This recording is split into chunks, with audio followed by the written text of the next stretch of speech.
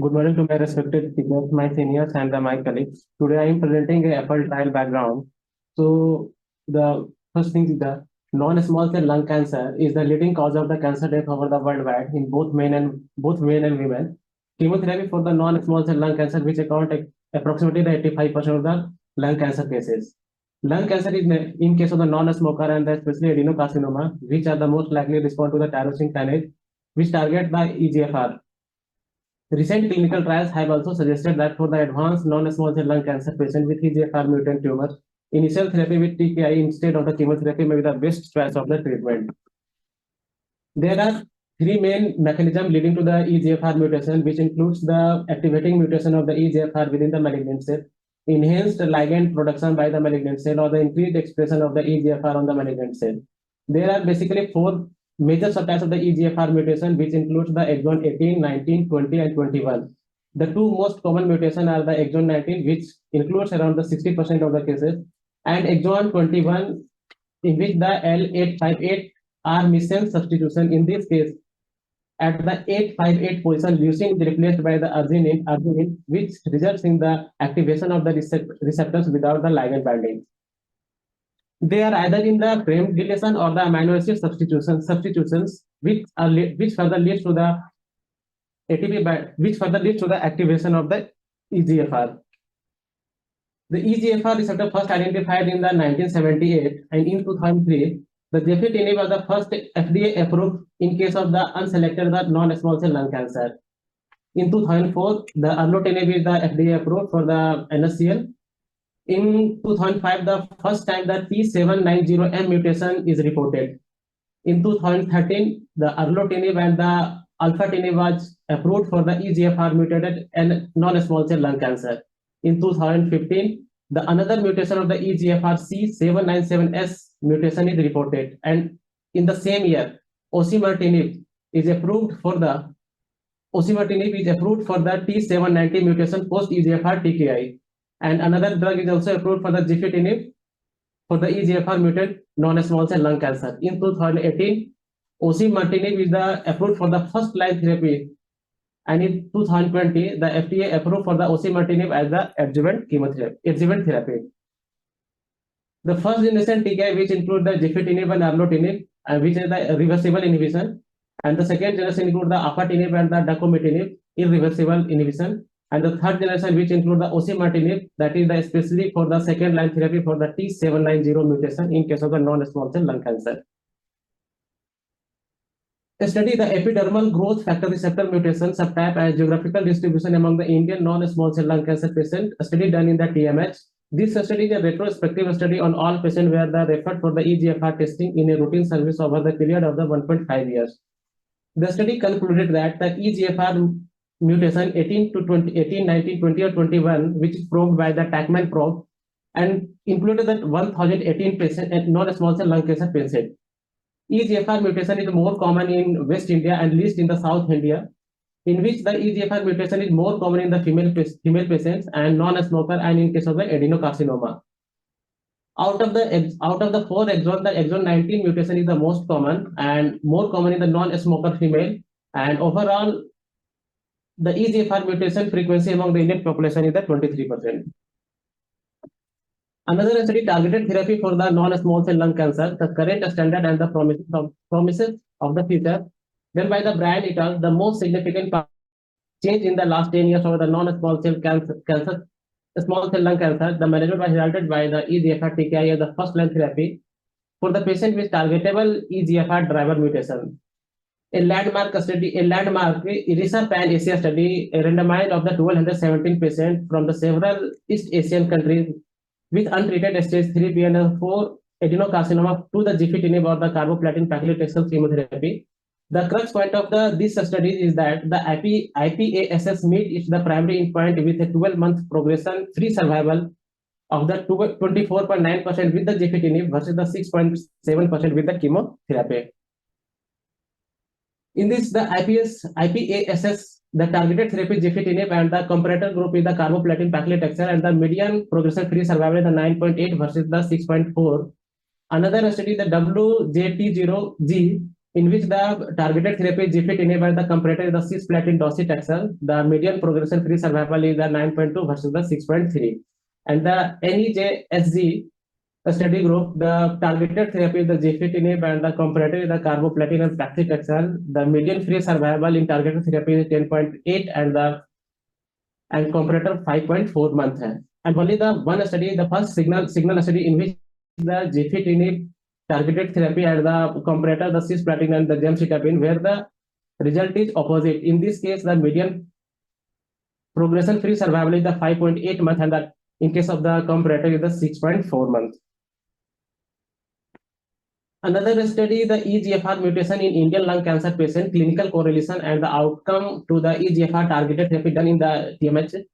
Between January 2010 and July 2020, there were 111 patients who were enrolled in the study. In this case, the clinical correlation and the response of the oral tyrosine kinase inhibitor, among the 39 patients who were found harboring the activating mutations EGFR, the 29 patients had the partial response to the oral TKI therapy, and the 6 patients had the stable disease, while the 4 patients had the progressive disease as the best response. In this case, the progression-free survival for the EGFR mutant patient was the 10 months, and the PFS for the EGFR mutation negative patient was the 2 months. And the overall survival for the EGFR mutation patient was 21 months, and the EGFR mutation negative patient was the 10 months. Another study, the clinical efficacy of the osimertinib in EGFR mutant non-small cell lung cancer with the distant metastasis, done by the Soij and et al. The clinical data of the patient with advanced non-small cell lung cancer receiving the gefitinib, erlotinib, afatinib, and the osimertinib at the 5 medical institutions and retrospectively assessed for the progression-free survival and overall survival. In this study, the progression-free survival and overall survival in patients with a liver metastasis were significantly shorter than those patients without the liver metastasis. The progression-free survival in this case is 7.4 months versus the 19.7 months in case of the without liver metastasis, and overall survival is 12.1 months versus the not reached. So the crux of this study, the osimertinib, provided the better clinical benefit than the first and the second generation EGFR TKI for the patient with EGFR mutant non-small cell lung cancer, particularly those with the brain or the bone metastasis, and in case of the exon 19 deletion. Study ramucirumab plus the erlotinib versus the placebo plus erlotinib in previously untreated EGFR mutated metastatic small cell lung cancer. Exploratory analysis of the next generation sequencing result done by the EV Garan et al. The eligible patient for the EGFR positive and the metastatic non-small cell lung cancer were randomized 1:1 to the erlotinib 150 mg per day plus the ramucirumab 10 mg per kg of the body weight versus the placebo every 2 weeks. And liquid biopsy were prospectively collected at the baseline and after the completion of the cycle 4 and the post discontinuation of the follow-up. The EGFR and the concurrent treatment genomic alterations of ctDNA were analyzed using the Guardian 360 NGS platform. In this study, irrespective of the detectable or the undetectable baseline activated form of the EGFR, ramucirumab and erlotinib was associated with a longer progression-free survival versus the placebo plus erlotinib. The median progression-free survival is 15.2 months versus the 11.1 months.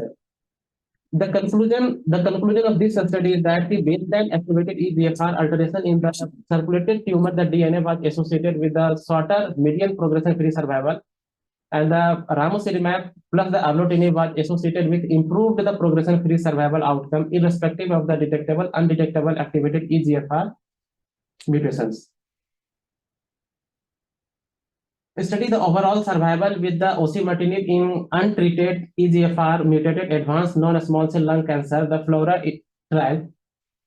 In this case, in December 2014 through the March 2016, a total of the 556 patients underwent a randomization, in which 279 to receive the osimertinib and 277 of the receive the comparator of the EGFR TKI and receive at least one dose of the trial drug, in which include the 183 patients receive the gefitinib and 94 patients receive the erlotinib.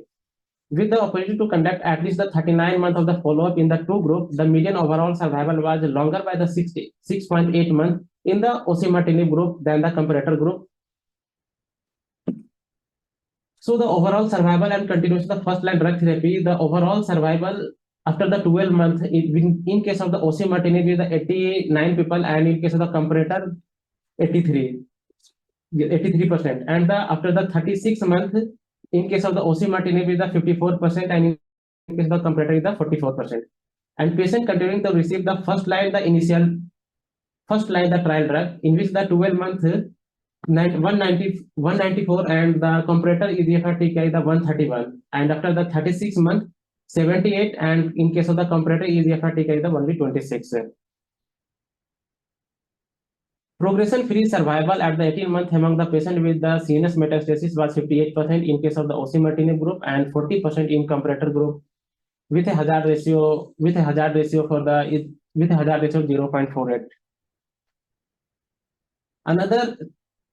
The basic mechanism of the acquired resistance to the first and the second generation EGFR, the tyrosine kinase inhibitor, approximately 60%. A study done by the Westover et al. Approximately 60% of the patient with acquired the resistance of the EGFR, TKI, ablotinib, gefitinib, and the afatinib develop a new mutation within a drug target. This mutation, the T790, has been shown to alter the drug binding and enzymatic activity of the mutant EGF receptor. The basic mechanism behind this is the T79 residue is located within the ATP binding pocket of the EGFR protein that mediates the TKI resistance by increasing the protein affinity for the ATP, which finally lead to the decrease in the ATP concentration to achieve a half-life of the maximum reaction rate, that finally lead to the biochemical changes returning the ATP affinity to a level that more closely resembles to the wild type EGFR. Therefore, the decreasing the efficacy of the first and second generation TKI EGFR. Apart from this, the T790 mutation, other the less common mechanism which acquired the resistance include the MET amplification, ERBB2 amplification, and transformation to small cell lung cancer and others.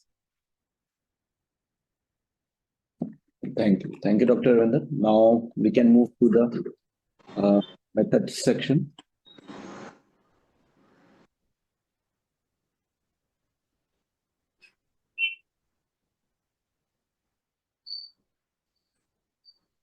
Good morning, sir.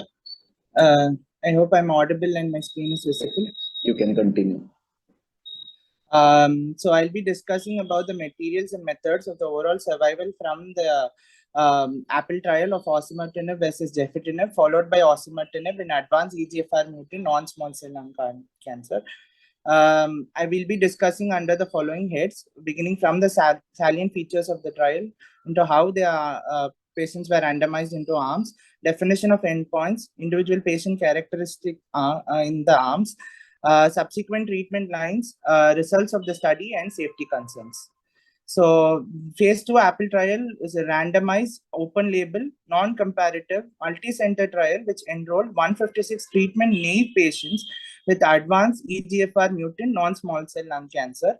And basically patients were evaluated with two treatment strategies. One, patients who received osimertinib upfront, and the other, the sequential treatment approach with gefitinib. It was one of the few trials to evaluate the feasibility of longitudinal plasma EGFR T790M monitoring, which was centrally performed using the COBAS EGFR mutation test suite. So how were the patient randomized into each of the arms? The first arm A, osimertinib was started upfront. The dose of osimertinib was 80 mg OD, and patients were receiving osimertinib until radiological progressive disease according to RECIST 1.1 criteria. In arm B, the patients were started on gefitinib.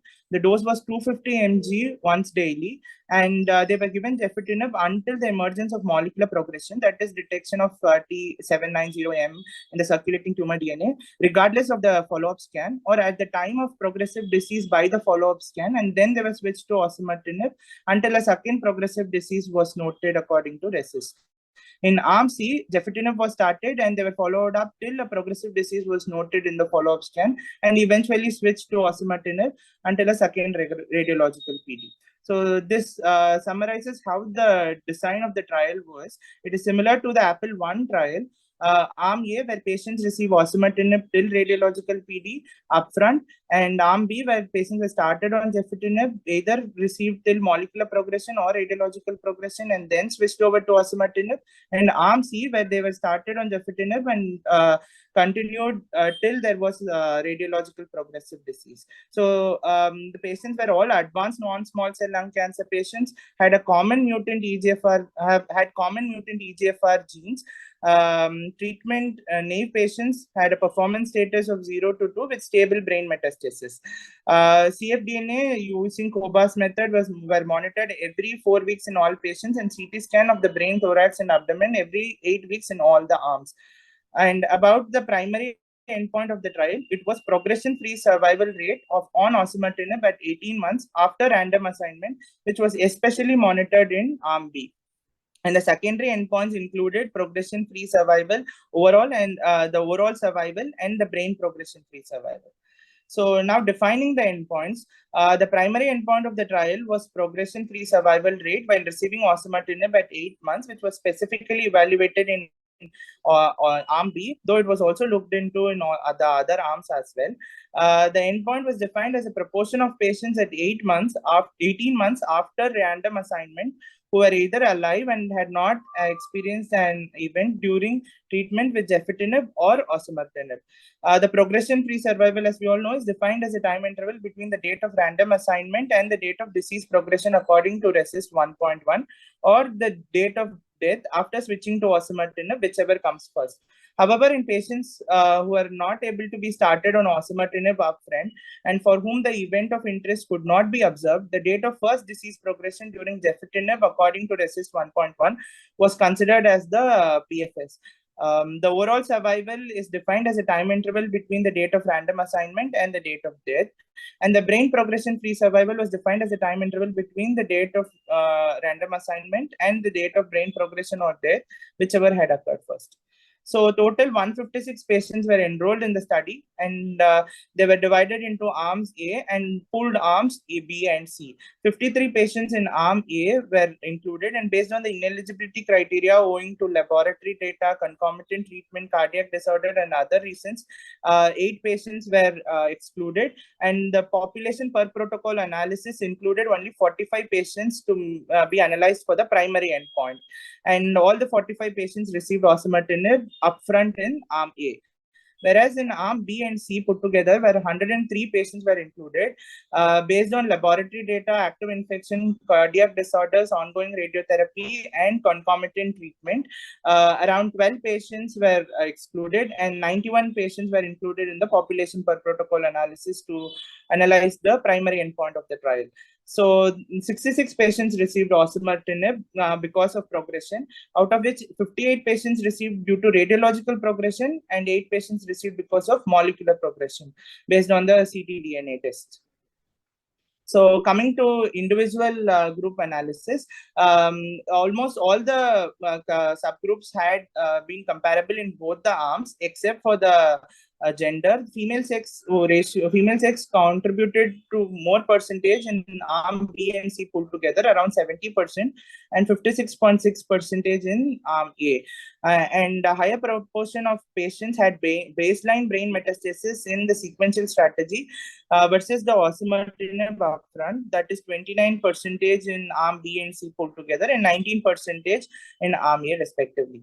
So how were the patients treated after they were started on the initial therapy? So out of 45 patients in arm A who received osimertinib upfront, 20 patients had progression, and out of which 10 patients had received platinum-based chemotherapy, 3 patients received osimertinib despite progression, and 3 patients received osimertinib with concomitant radiotherapy. 4 patients received other treatments.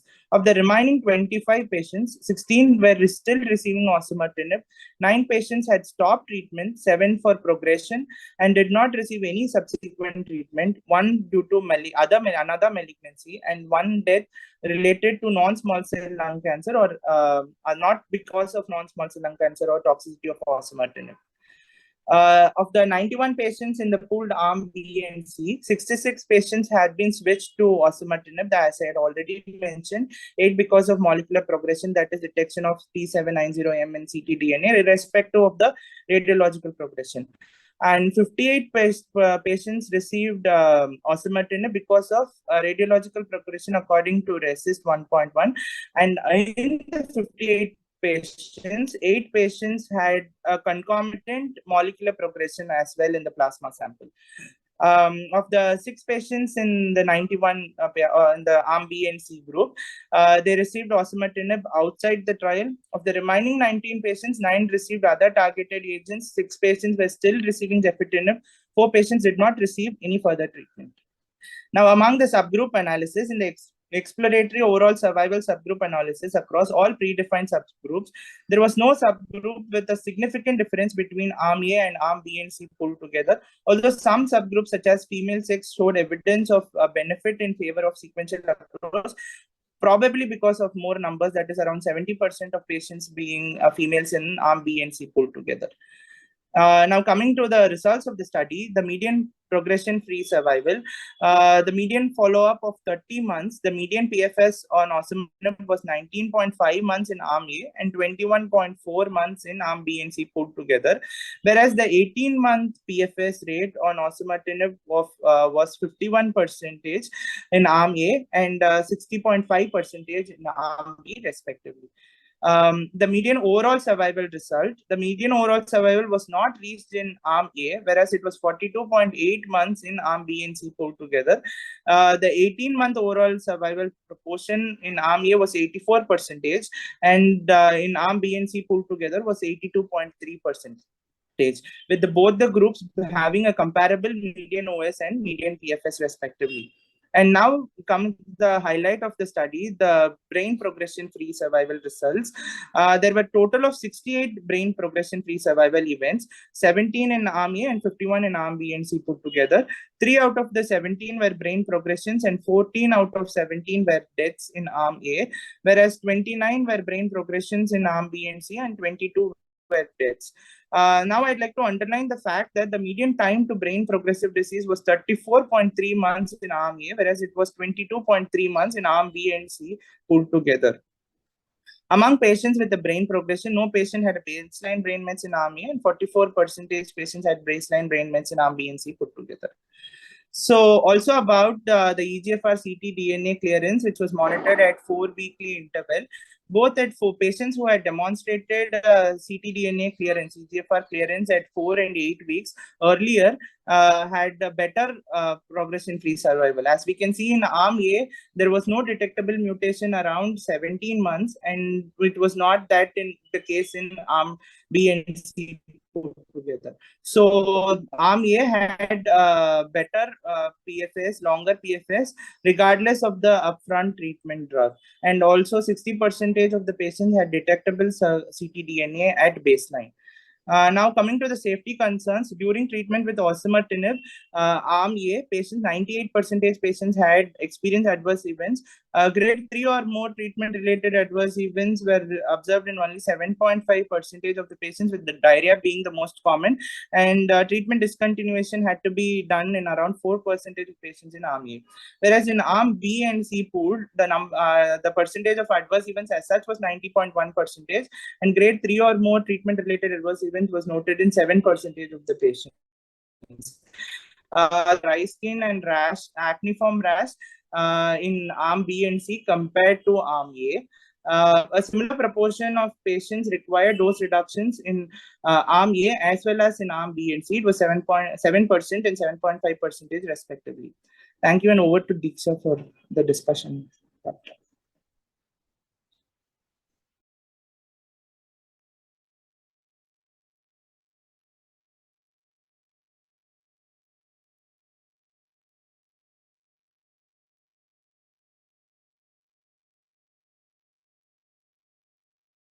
Yes, Diksha, you can go ahead.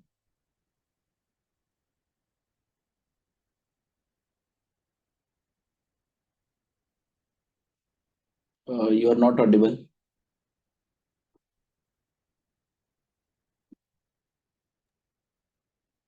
Good morning, everybody. Am I audible now? Yes, yes. Please go ahead.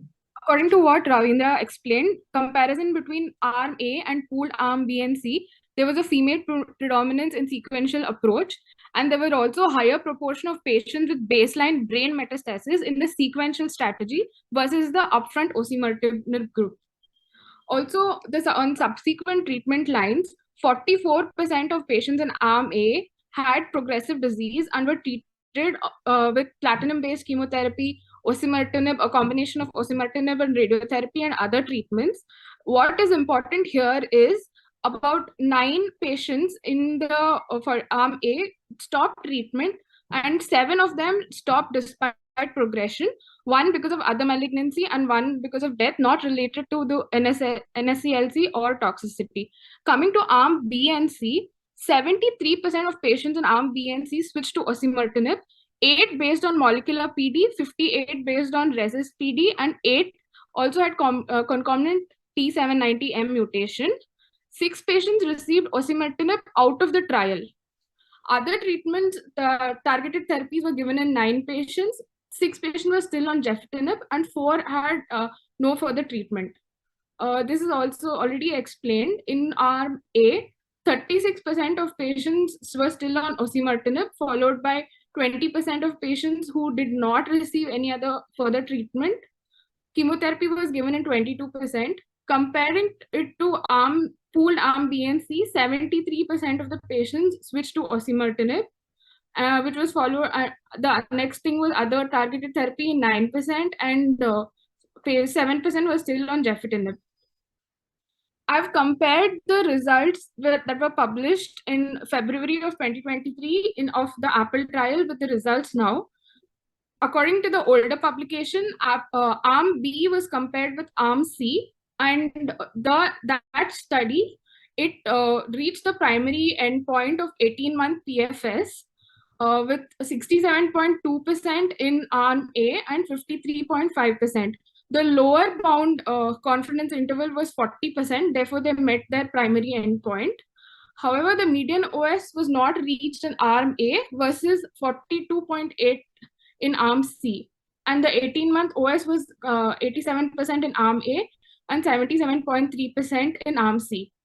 Now coming to the recently published results, the median PFS in arm A was 19.5 months versus 21.4 months in arm B and C. The 18-month PFS was 51% and 61%, meeting the primary endpoint. What is important here is, despite giving osimertinib upfront and sequential gefitinib followed by osimertinib, the 18-month OS was comparable between the two groups of 84% and 82.3%. The median time to brain progression disease was 34.3 months in arm A and 22.3 months in arm B and C. The subgroup analysis, female sex should benefit in favor of sequential therapy. This could be probably because of a higher number of female patients in arm B and C pool category. Also, the median OS was not reached in patients who switched from gefitinib to osimertinib on molecular progression, whereas the median OS was 42.8 months for those patients who switched based on RECIST 1.1 criteria. Discussion. The Apple trial previously met its primary endpoint of PFS on osimertinib at 18 months in the sequential arm. The prospective analysis of secondary endpoints demonstrates that the upfront treatment with osimertinib shows a clinically meaningful lower rate of brain progression versus sequential therapy treatment approach. However, the comparable OS was observed between both treatment strategies. Now coming to the Flora trial that was published. In this, it was a double-blind phase 3 trial with 556 patients who were previously untreated with EGFR mutation positive. They were randomized into 1:1 ratio. This showed that the osimertinib group had a better median PFS and median OS compared to the comparative EGFR TKI, which was erlotinib. And also a higher percentage of patients continued osimertinib. That was 28% compared to the comparator EGFR TKI, where only 9% of the patients were on the prescribed regimen of therapy. Further, the first subsequent therapy after osimertinib, 48% received, whereas 65% in the comparator EGFR TKI received needed of a change in therapy. The subsequent second therapy percentage was 26% in osimertinib group and 33% in the comparator EGFR TKI group. Osimertinib showed efficacy superior to that of the standard EGFR TKIs, and it is now considered as the first-line treatment of EGFR mutation positive advanced NSCLC. It has a similar safety profile and lower rates of serious adverse events. However, only 30% of patients initially treated with gefitinib received osimertinib at progression according to T790M positivity in the FLORA trial. Now, this is the real world data from Netherlands Cancer Registry. Between January 2015 and December 2020, 57,592 patients were included. The aim was to evaluate the real world OS of those patients treated with different generations of EGFR TKI and to identify predictors of survival. 1,109 patients were identified, 59% with deletion 19 and 41% with L858R mutation. 21% had baseline brain metastasis. Patients received 19% of the patients received gefitinib, 42% received erlotinib, 15% afatinib, and 24% received osimertinib. According to this study, median OS was superior in deletion 19 of 28.4 months versus L858R mutation, which was 17.7 months. In multivariate analysis, no difference in survival was observed between the various TKIs. In subgroup analysis, in patients with deletion 19 and brain metastasis, a benefit was observed in, with osimertinib. Conclusions: comparable OS between both the treatment strategies of upfront osimertinib and sequential gefitinib followed by osimertinib. Also, upfront osimertinib shows clinically meaningful lower rate of brain progression with no evidence of improvement in OS versus the sequential treatment approach. The comparable OS between the two groups could be higher because of higher crossover rate, 73% in the Apple trial versus 30% in the FLORA trial. This OS was also similar to the real world data. The strengths of the study are it challenges the role of an appropriate sequential TKI approach. It is a hypothesis generating study which shows sequencing also achieves the same PFS and OS. This is of relevance because of the potential financial toxicity related to the upfront next generation TKI, which is not always affordable worldwide. Limitation and weaknesses. The study had a small sample size. There was also imbalance in the proportion of females in both the arms. There was a discrepancy in patients with baseline metastasis between two groups. Also, it was a non-comparative study. It did not include a pharmacoeconomical analysis, especially because brain metastasis would have incurred higher costs. And also, the COBA-S test that was used to measure the circulating tumor DNA also has a relatively lower sensitivity. Opportunities, it showed an opportunity of exploring low-cost TKI as a first treatment option, also exploring the indication of switching to osimertinib as a second-line option. Threats, there was a significant number of patients who discontinued therapy after on PD, 23 and 18% in the arms B and C respectively. And also, it was observed that in acquired resistant tumors after first generation EGFR TKI, osimertinib may be more limited in its brain metastasis control compared to upfront treatment. Thank you. Thank you, Diksha. So I would like you to come back to the slide where subsequent therapies in the FLORA trial were depicted. Diksha? Yes, sir. Reshare the slides and come back to the slide where this slide. So here I just wanted to highlight in the FLORA trial, you can see first subsequent treatment could be given to 65% of the patients in the comparator EGFR TKI, that means either erlo or gefitinib. So what does that suggest? It suggests that 35% patients are unable to receive any subsequent treatment. In osimertinib group, it was 48%. Why? Because a significant number of patients were also still on treatment, while in comparator EGFR TKI, and all the patients had progressed at that time. So if you see this, out of this 65% patients, if we see the subsequent patients who could receive osimertinib as second-line treatment, in this study, which was not mandated as per the protocol till 2018. However, after 2018, the trial protocol amendment was done, and in this study, all patients who progressed on Jef Erlo, that is comparatum, they were switched to osimertinib per protocol, but that was done in only after 2018, when majority of patients had already progressed and was started on other treatment. So around 31% patients overall in the comparative arm could receive osimertinib. And now you have also shown the very important data of the Apple B and C group subgroups. Come back to that as well. Yes, this is also very important comparison. This is very good comparative table you have drawn. This is very useful. Here you would like to see that 18-month PFS rates in the arm A was 51%. Arm A is, we know that OC. In arm B and C combined, it was 61.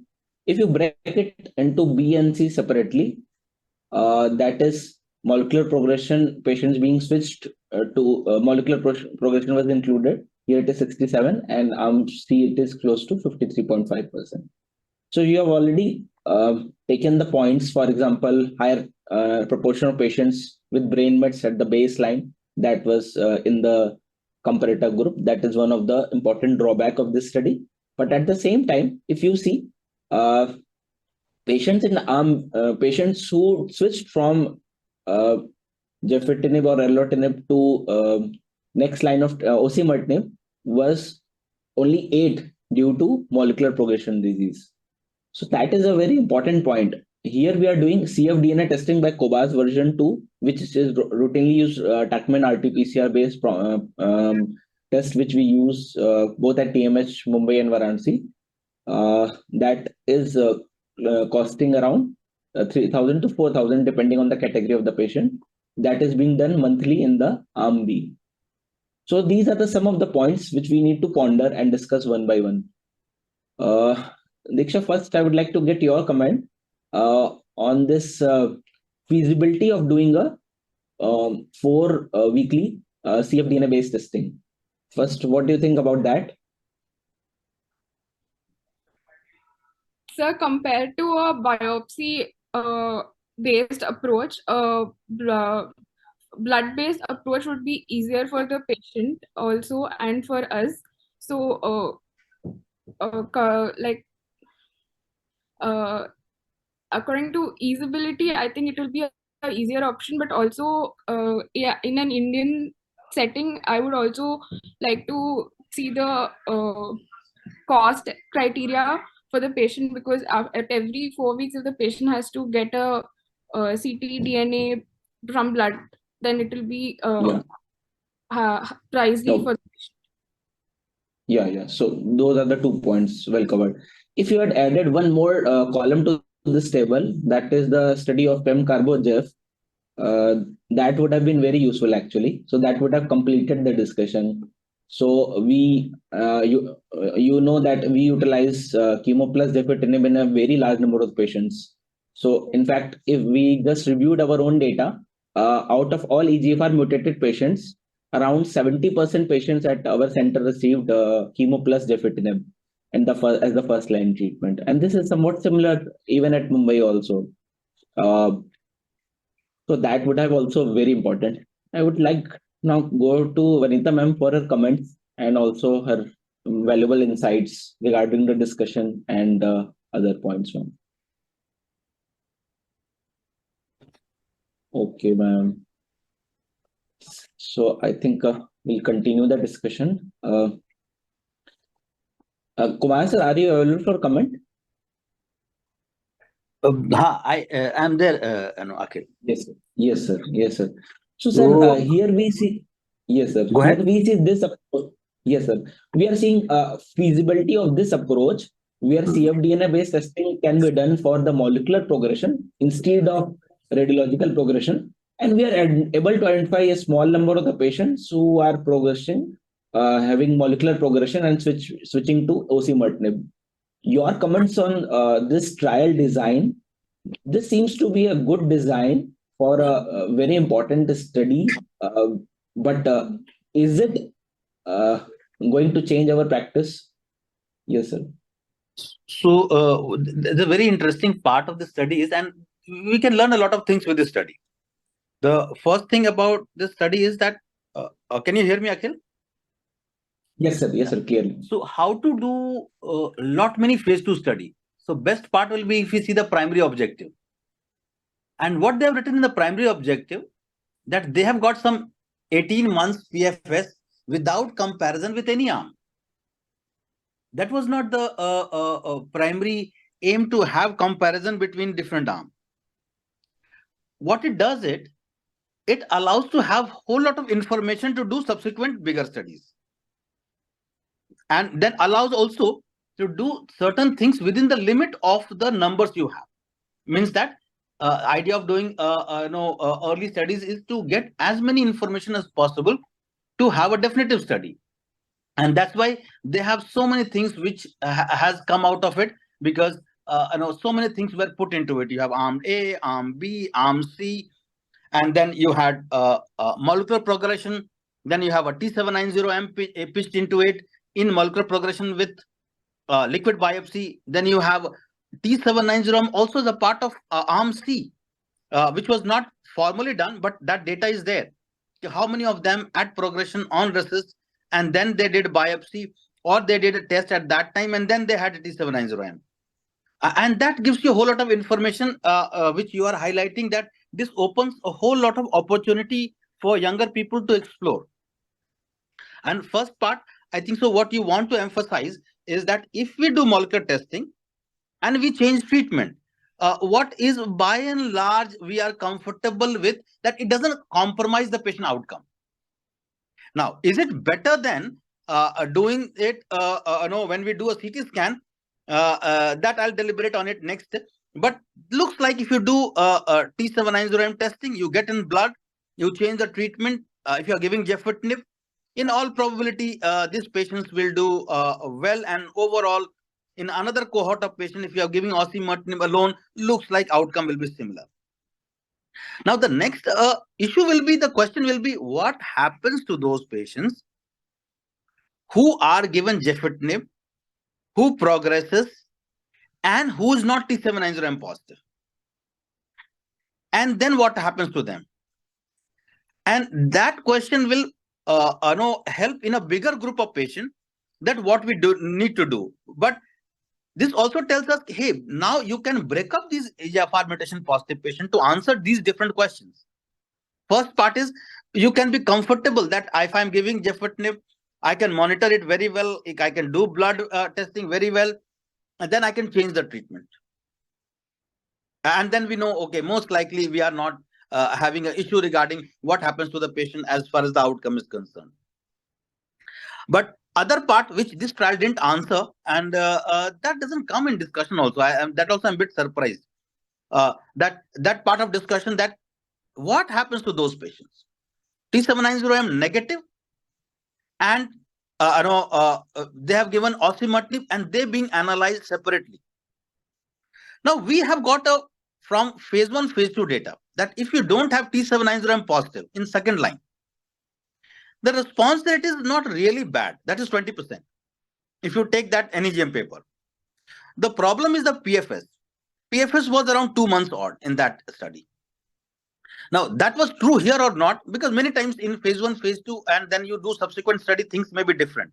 But that data I didn't see separately. Could be it is there in supplement, and I have missed that part. But overall, it reassures that if osimertinib remains costly, because problem is that osimertinib is costly, that is the problem. But good thing about osimertinib, it is very patient friendly. So till it remains costly, this question remains relevant to us. How we can sequence to bring down the cost for our patients. And this trial gives us some window of opportunity for younger people to bring that sequencing. Yes, sir. So another, yes, sir. Yes, sir. Very important point. Go ahead, Akhil. Go ahead, Akhil. Yes, sir. So a very important point which was coming to our mind, sir. We are utilizing chemo plus gefitinib in large number of the patients. For example, I just had a look at our own data. So out of close to 500 odd EGFR positive patients in last 3 years, we have given chemo plus gefitinib to close to 220 patients. So data of 220 patients is there with us. Excellent. If we start doing cfDNA based testing at some time interval, for example, at least 3 monthly or something, 4 weekly might be somewhat more costly, but even that is also possible. But do you suggest that can be done as a part of the routine care so that we can identify molecular progression early and switch to osimertinib so that these patients can also have a benefit from the subsequent treatment? Because we see that close to 40 to 45% patients are unable to receive second line treatment in any lung cancer. Okay. So one is one label, and that we know that label is not there. But let's talk about beyond label as far as the science is concerned tomorrow. If I do require to myself, what I'll do based on whatever data is available, and I do understand the part of implementation in a bigger a picture of having hundreds of patients and thousands of patients, and then how do we implement? That's a challenge, and that will leave it for some other day to discuss. But as far as the science is concerned, I think so. What you're hinting, Akhil, already whole lot of people, when I talk to Western world, they do it because picking up them early and able to give them next line of treatment is important, especially in the context of gefitinib plus chemotherapy.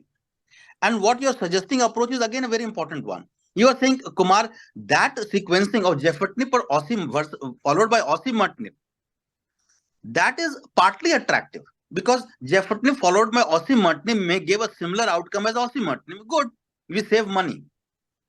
You are taking it further, which is again very important. This is very important for youngster, all the young people to understand. What Akhil is suggesting, gefitinib plus chemotherapy has a similar outcome as compared to osimertinib. Now, can we have far better outcome if we are able to give osimertinib in second line in many more patients? I totally agree with you that if we pick up T790M early and we add osimertinib to those group of patients, in overall that cohort of patients, the outcome will be far better. And yes, I also don't do it routinely. Once in a while, I do it liquid biopsy based monitoring when the patient asks and demand, and there are patients who want have a discussion and all the options in the world they want to try it.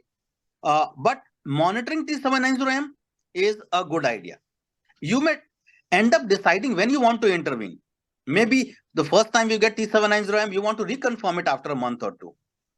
Maybe you have only one nodule, you say, hey, let me do a scan after a month. But what I am relatively certain that the chance of ability to intervene is going to far more. And what you have got, you know that our results are also similar. You have seen the results here. You have been part of analysis of both the projects here, and you have seen that yes, half or more than half of the patients, they are not able to get the second line treatment, and here we are talking about a treatment which is effective. Yes, sir. Yes, sir. Completely agree, sir. So I think there was also a study from Kumar's lab actually about the cfDNA testing, serial cfDNA based testing. So that study was also published in the JTO-CRR paper, I think, sir. So I think. Yes, sir. I'll just add to that. We have taken that forward. There's some more data to it, which will be coming shortly, and that's very interesting one. How the baseline, those extra mutations can predict which kind of mutations is going to come in future in these patients. Okay, sir. So that will again interesting to see. So what you're suggesting is that early responses to pick up, which we did. Now second, we are trying to say that trying to find out, can those early mutations can predict what kind of mutations we are going to get in future. Yes, sir. That will be actually very useful because presently we are concentrating on T790, but at the same time we know that a small proportion of the patients, close to 5 to 8%, will have MET amplification, and we have drugs available for the same as well. So if we are able to identify the subgroups where we need to do NGS at any cost and mandatorily, that will be actually very useful for our patients, because we need to balance the cost and the benefit in our patients, and we need to put the resources where we know we can get the maximum out of it. So that will be actually very useful, sir. So hopefully we'll get some important data which might be very helpful in the practice.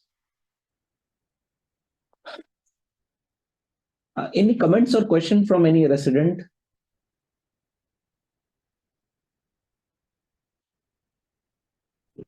Sir, I had one doubt. Please, sir. 2 weeks back, we had read about the next generation of ROS TKIs, and we found that in repotrectinib, when it was used as a second-line agent, it had a lower response rate overall.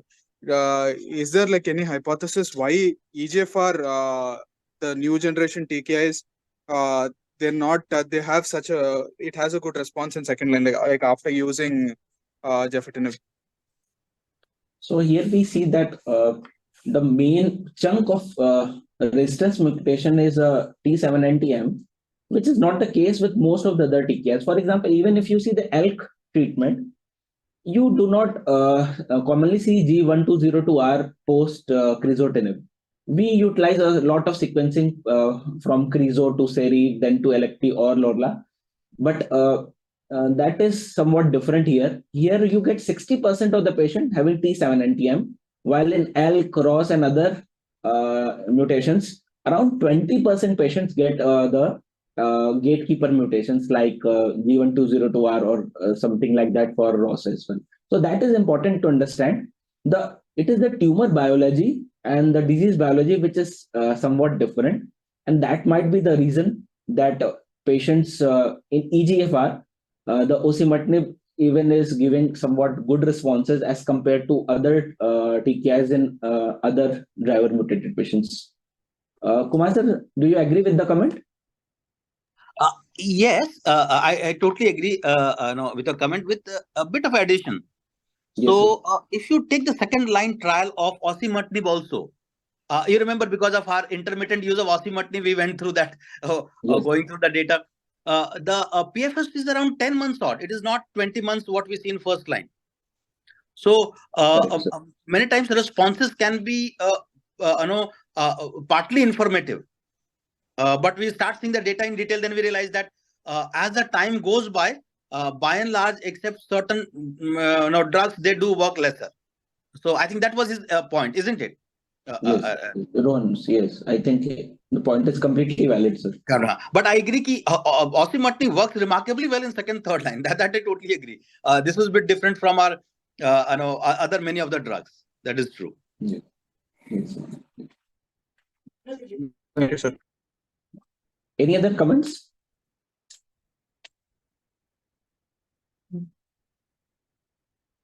If there are no other comments, I will request Mishra sir to give his final comments. Then we can close. I think it was a nice study and it opened a lot of gates regarding sequencing, and even most important issue for us is the financial toxicity and close monitoring by various methods. So I think excellent discussion, excellent presentation, and in fact it will give up idea for multiple trials to Akhil again. Thank you for choosing this article. Thank you, Anita ma'am, and Kumar sir and Mishra sir for the comments. Yes, sir. Kumar sir, you wanted to say? No, I just said thank you to you and your team around. Absolutely, I always enjoy this JC Journal Club. There are times when I miss it, but I do listen when the phone is next to me always, and I absolutely enjoy the way you and your team conducts it. Thank you, sir. Thank you. So we can close now. Thank you.